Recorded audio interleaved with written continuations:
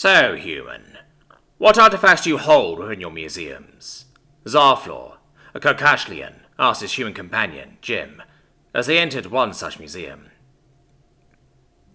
Carcashlians resemble a horrifying cross between an octopus, a crab, and a hot air balloon, with multiple centipede-like mouthparts under a large main eye, 4 smaller eyes on flexible stalks surrounding it. To either side of the insectoid jaw were 2 small manipulators, similar to the claws of a coconut crab, and near those were a pair of long, flexible tentacles with small hairs at the ends, an evolutionary remnant of venom-injecting spines now used for sensory purposes.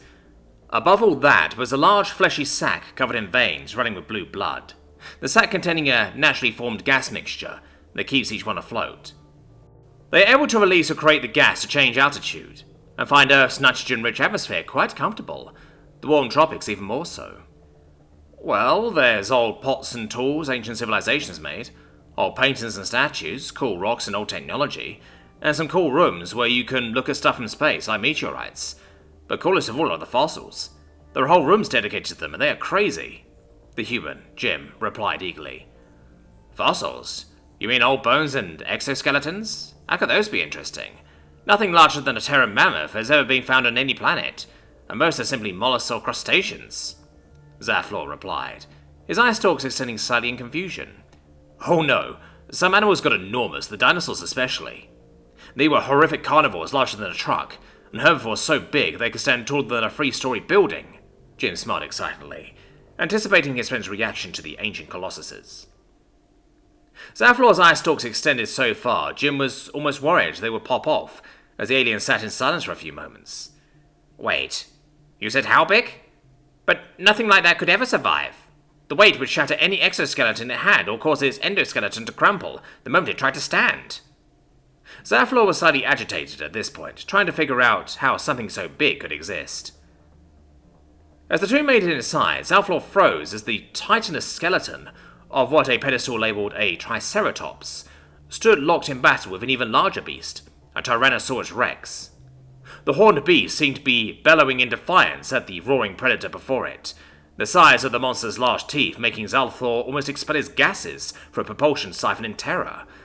But it was what he could see behind them that truly astonished him.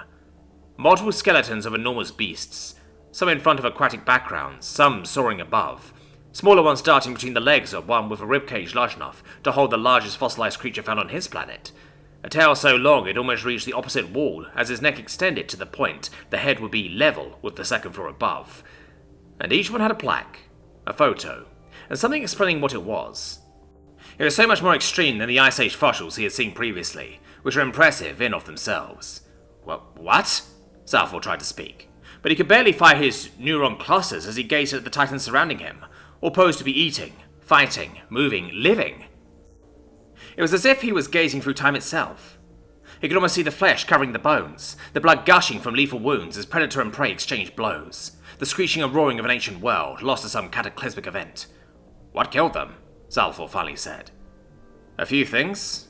Changing climate, volcanic eruptions, but the final blow was an asteroid 6 miles in diameter. It was the most recent mass extinction. Come on. There's supposed to be a film about how the dinosaurs might have lived. Let's go watch, Jim said, far too casually. Wait, what do you mean the most recent mass extinction? How many has your planet had? Zarflor exclaimed, following Jim to a theatre.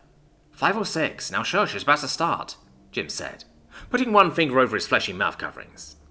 Zarflor clung to a perch extended from the seat, all 5 eyes fixed on the central area where the hologram projector was situated. The next half hour was a blur. Enormous, scaled, furred and feathered creatures raced across the screen, some fighting, some raising children, some moving in herds, some putting on mating displays. Some swam, some walked, some ran, some climbed, some flew. But to see these giants essentially brought back to life in front of him, to feel the thunderous bellows shake the very room, was something he could never forget. After finishing exploring the museum, they brought some fossils to the gift shop.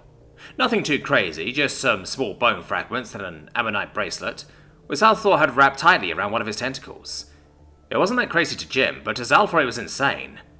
That they would sell these bones of the ancients.